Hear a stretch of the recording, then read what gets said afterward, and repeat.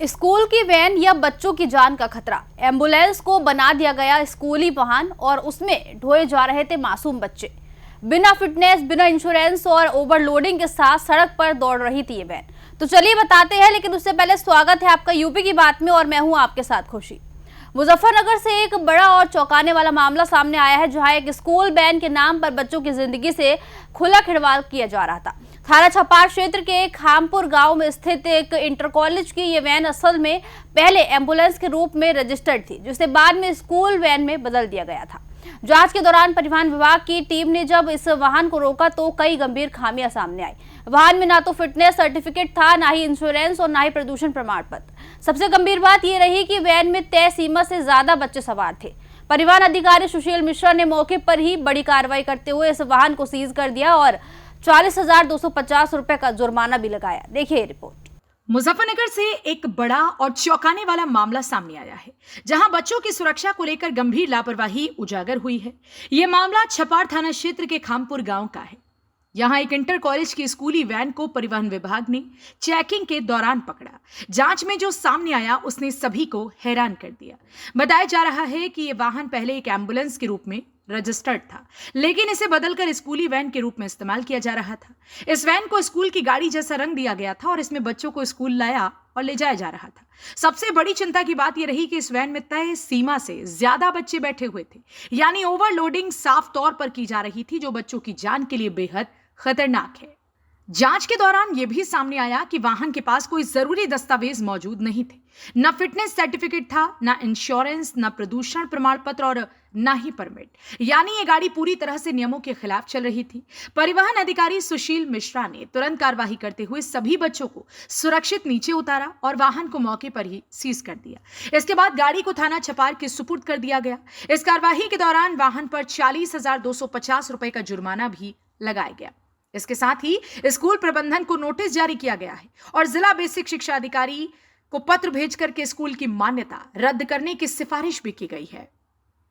आज प्रवर्तन कार्रवाई के दौरान परमिट की चेकिंग करते हुए स्कूली वाहनों के एक वाहन ऐसा मिला जो कि एम्बुलेंस के रूप में दर्ज था, जिसपे न परमिट था, न प्रदूषण था, न फिटनेस था और वो एनजीटी एरिया के बाहर भी था। उसमें से सकुशल बच्चों को उतारते हुए थाना छपार में निरुद्ध किया गया,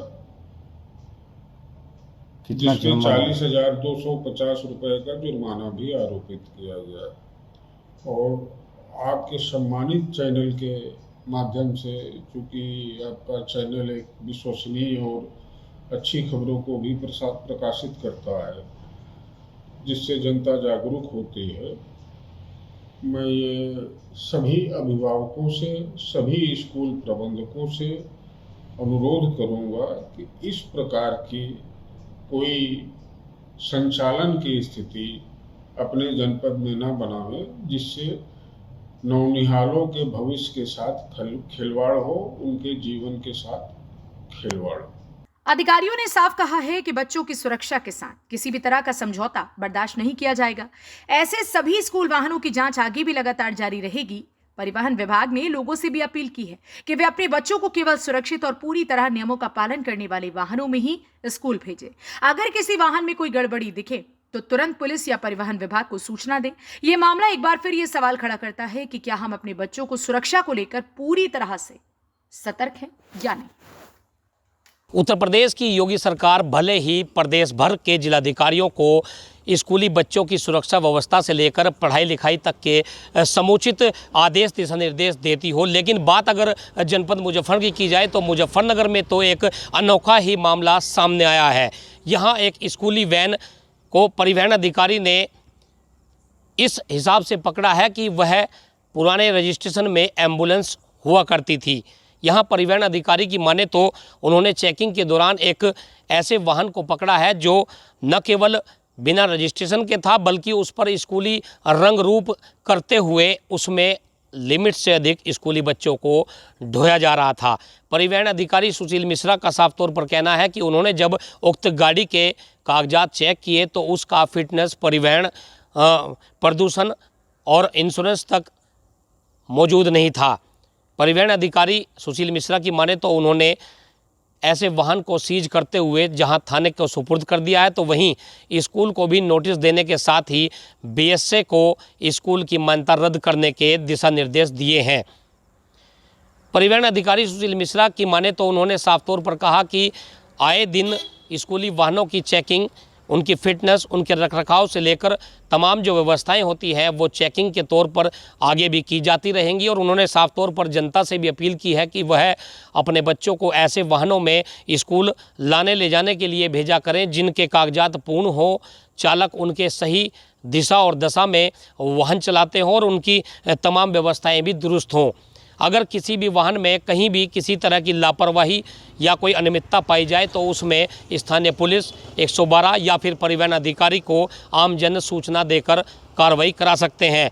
परिवहन अधिकारी सुशील मिश्रा की माने तो उनका साफ तौर पर कहना है कि मुजफ्फरनगर में लगातार इस तरह की जो चेकिंग है वो आगे भी जारी रहेगी। लेकिन कहीं ना कहीं बड़ा सवाल है कि आखिर मुजफ्फरनगर में स्कूली बच्चों की सुरक्षा को लेकर इस तरह के जो काम है वो आखिर किसके जो है संरक्षण में फल फूल रहे हैं। मुजफ्फरनगर के थाना छपार क्षेत्र अंतर्गत खामपुर का एक इंटर कॉलेज अब सुर्खियों में आ चुका है। अब देखने वाली बात होगी कि जिलाधिकारी से लेकर तमाम जो प्रशासनिक अधिकारी हैं वो ऐसे स्कूली वाहन और स्कूल पर कब और किस तरह की कार्रवाई करा पाते हैं। कैमरा पर्सन विपिन के साथ भगत सिंह, यूपी की बात, मुजफ्फरनगर। मुजफ्फरनगर का ये मामला एक बार फिर ये सवाल खड़ा करता है कि आखिर कब तक बच्चों की सुरक्षा के साथ ऐसे खिलवाड़ होते रहेंगे। क्या स्कूलों और प्रशासन की जिम्मेदारी केवल कागजों तक सीमित है? प्रशासन ने कार्रवाई तो की, लेकिन अब देखना यह होगा कि आगे भी ऐसे मामलों पर इसी तरह की सख्ती जारी रहती है या नहीं। फिलहाल के लिए खबर में इतना ही। देखते रहिए यूपी की बात।